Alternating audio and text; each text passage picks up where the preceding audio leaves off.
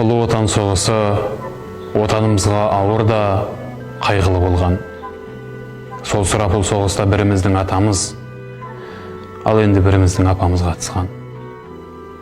Ал бүгінгі біздің айдарымыз майданнан келген хатқа бар айдар. Біз бұл айдарда сол соғыста жазылған хаттарды қазіргі заманға сай сіздерге өңдеп оқып беретін боламыз. Алдарыңызда Мүсіркеп Жүнісовтың хаты. Ол жай хат емес, өлең жолдарымен жазылған хат.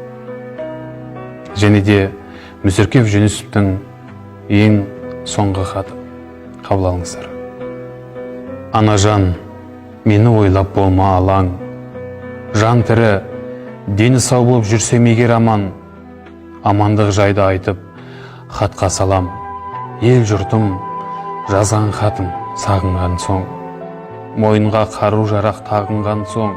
Шарға қанатым жоқ не қылайын, армия темір тәртіп бағынған соң.